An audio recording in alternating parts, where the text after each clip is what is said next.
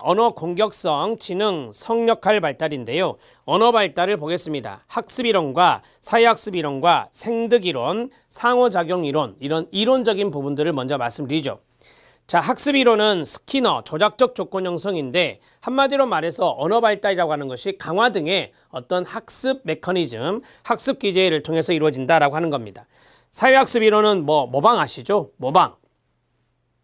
주변 인물로부터 받은 강화뿐만 아니라 모방의 동그라미, 사회학습 이론의 대표적인 학자는 반두라였습니다. 모방도 언어학습의 중요한 기제라고 보는 겁니다. 문제점을 보면 언어 습득을 부분적으로만 설명하고 있으며 강화를 받지 않아도 저절로 발달하는 것과 보이지 않는 문법적으로 이런 것들을 좀 설명하기가 어렵다라고 하는 거죠. 사회학습 이론의 문제점에 대해서 말씀드렸습니다.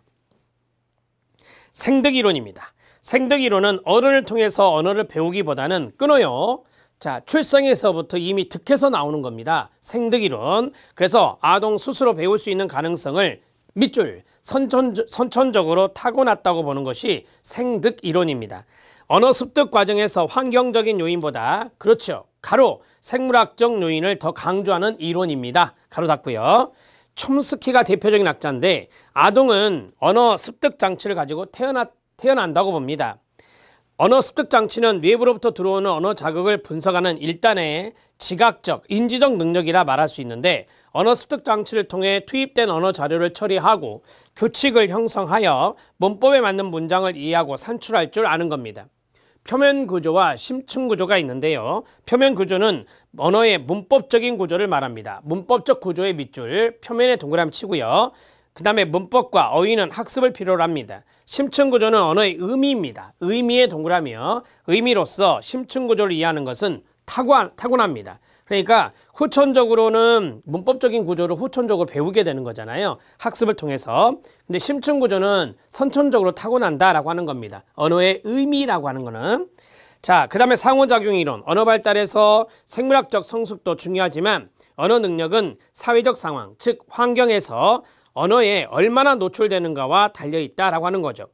브루너라는 학자가 대표적인데 언어 발달에서 사회문화적 맥락의 중요성을 강조하였습니다. 그래서 우리가 이제 살면서 그 언어에 노출되는 정도, 상호작용하면서 이제 대인관계 맺으면서 노출이 되잖아요. 그러면서 언어를 습득한다라고 하는 거예요. 이게 브루너의 상호작용 이론이 되겠습니다. 자, 정리가 됐습니까? 언어 발달에 대한 이론들을 쭉 말씀을 드렸는데 간단하게 쓰겠습니다.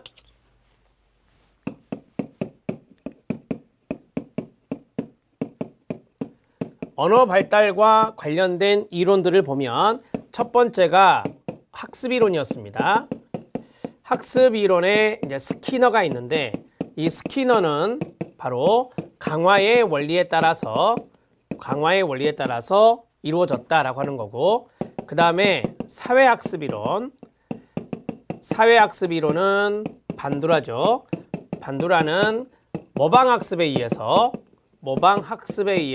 이루어진다라고 하는 것이고, 자, 세 번째 생득이론이 있는데 세 번째는 체킹하시고요. 생득이론에 촘스키가 있다. 자, 생득이론은 선천적으로 다시 쓰겠습니다.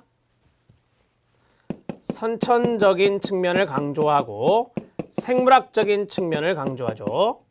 생물학적 측면을 강조하고 그 다음에 언어 습득 장치가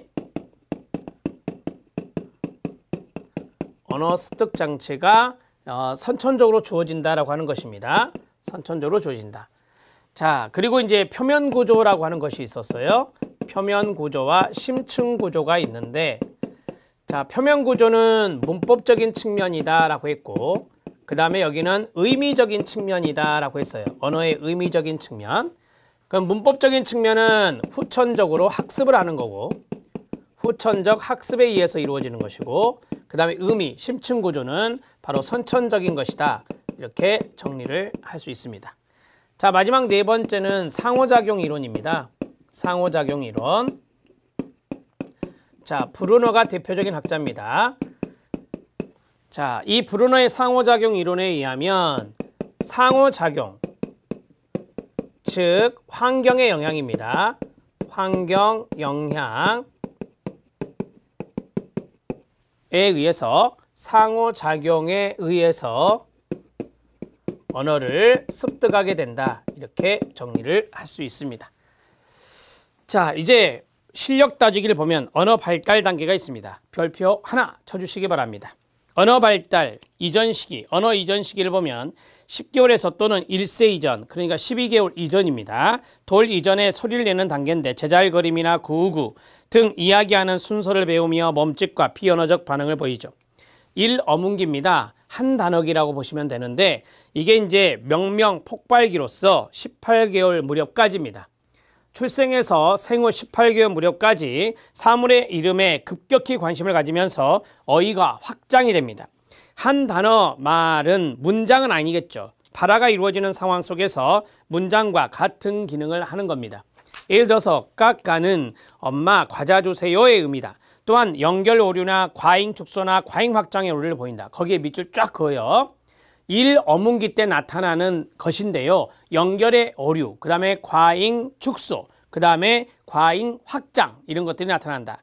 연결 오류 세 단어를 상황에 적절하게 사용하지 못하는 겁니다. 그러니까 어떤 새로운 단어가 있는데 그 새로운 단어를 상황에 잘 맞게 써야 되는데 잘 맞지 맞지 않게 쓴다면 이게 연결이 안 된 거잖아요. 그래서 연결 오류라고 하는 겁니다. 예전 것과 새로운 것의 구분이 잘 안 돼서 그런 거고요. 과잉 확대입니다. 모든 동물을 다 개라고 하는 거예요. 그게 바로 과잉 확대가 된다.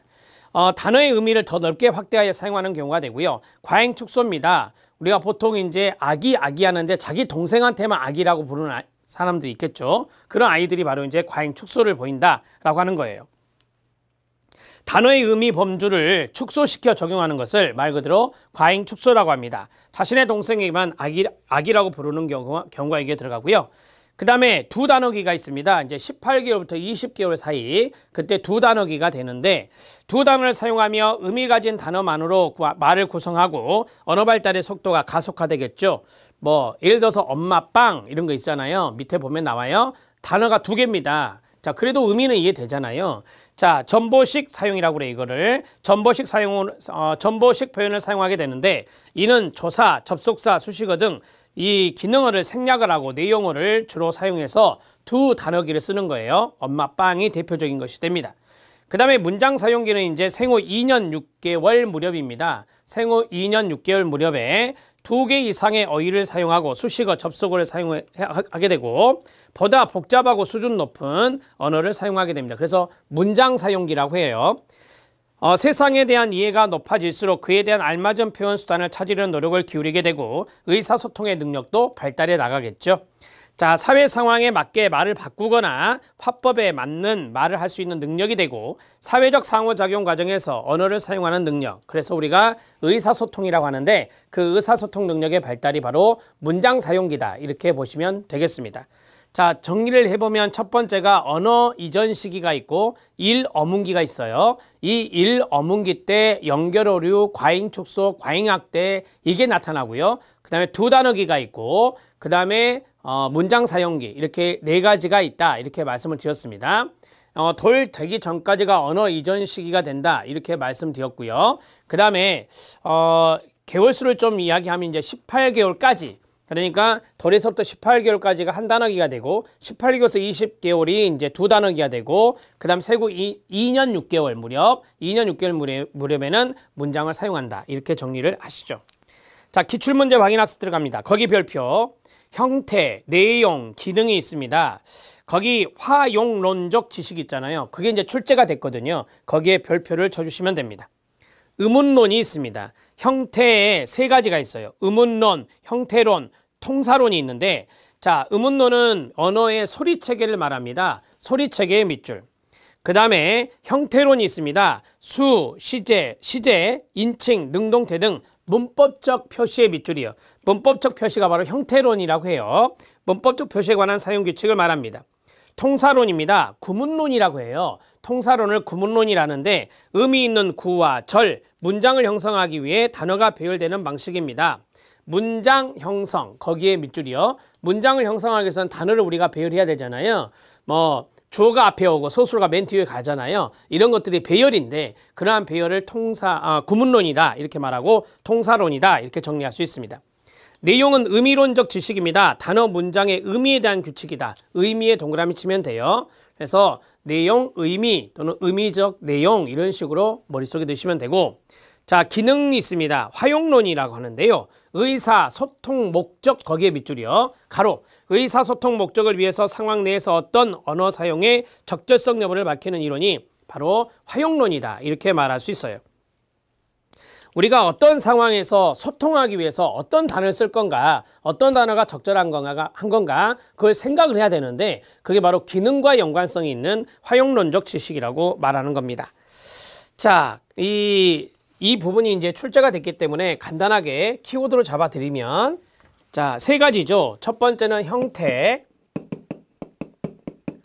두 번째는 의미, 세 번째는 기능, 이렇게 말할 수 있어요. 타이틀은 언어의 구성 지식입니다. 언어 구성 지식. 자, 형태에 세 가지가 있어요. 그 다음에 의미에 한 가지가 있고 기능에 한 가지가 있다. 이렇게 말씀드렸습니다. 자, 첫 번째 음운론적 지식이 있습니다.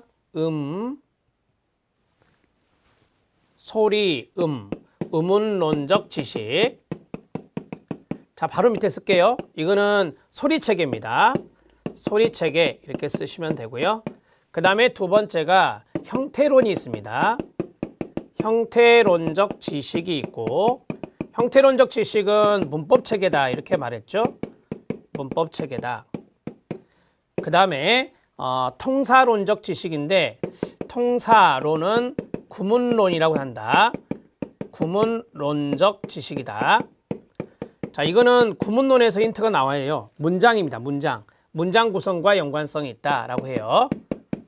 문장 구성과 연관성이 있다. 자, 그 다음에 이제 의미가 있는데, 의미는 죄송합니다. 내용이죠, 내용. 내용. 두 번째가 내용이 됩니다. 자, 이거는 의미론적 지식이다라고 보시면 돼요. 의미론적 지식이다. 거기 두 번째 의미론적 지식에 보면 뭐 단어의 의미, 문장의 의미 이렇게 돼 있는데요. 단어, 문장의 의미. 자, 여기가 바로 이제 내용을 이해하는 것이 되겠죠. 자, 기능은 이게 이제 출제가 된 포인트다 이렇게 말씀을 드렸는데, 활용론적 지식입니다. 활용론적 지식. 활용론적 지식은 우리가 이제 소통을 목적으로 했을 때 상황에 적절한 언어 사용의 적절성, 언어 사용의 적절성 여부, 이것과 연관성 있는 것이 활용론적 지식이다. 이것이 이제 출제가 되었었습니다. 자, 이런 식으로 구분해 놓으시면 되겠죠. 자, 이제 기출문제 확인 학습 마지막 부분은 사회적 언어와 사적 언어입니다. 사회적 언어와 사적 언어와 연관성 있는 학자가 바로 비고츠키입니다. 자, 언어와 인지 발달에 있어서도 비고츠키와 피아제 이론에 약간의 차이가 있는데요. 비고츠키는 언어를 사회적 언어와 사적 언어로 나누었습니다. 사회적 언어와 사적 언어의 밑줄. 사회적 언어는 서로 이제 소통하는 관계에서 쓰는 언어가 되겠고, 사적 언어는 개인적으로 스스로 하는 혼잣말이다. 이렇게 비고츠키 이론에서 말씀을 드린 바가 있습니다. 사회적 언어는 다른 사람들과 의사소통을 가능하게 하는 것으로 끊어요. 아동은 이를 통해 사회적 지식과 사고체계, 태도를 내면하게 됩니다. 사적 언어는 끊어요. 아동이 자신의 행동과 사고를 조절하기 위해 가로 자기 자신과 의사소통하는 것 가로 닫고, 그걸 말하는 게 사적 언어입니다. 그리고 이것은 혼잣말에서 시작하여 증가하다가 밖으로 들리지 않는 내적 언어로 발달하게 됩니다. 혼잣말은 소리가 나는 거예요. 발성이 되는 거고, 이제 소리가 나지 않는 내적 언어로 발달하는 것이 바로 이제 사적 언어다. 이렇게 보시면 됩니다. 비고츠키는 성인들의 언어, 몸짓 등을 통해 행동을 조절하는 것을 학습하는 과정에서 발달하는 이 사적 언어가 아동의 문제 해결 능력을 돕고 행동을 조절할 수 있게 해준다고 보았습니다. 그래서 앞에서 제가 비고츠키 이론할 때 사적 언어의 중요성에 대해서 말씀을 드린 적이 있습니다. 5번 별표입니다. 4번, 5번 사적 언어가 중요해요. 사적 언어가 출제된 포인트니까 사적 언어를 잘 알아두시죠. 4번 별표, 5번 별표입니다. 이 정도 하겠습니다. 자, 다음 시간에는 공격성 발달부터 들어갑니다. 공격성 발달부터 쭉 시작해서 마무리를 짓도록 하겠습니다. 수고하셨습니다.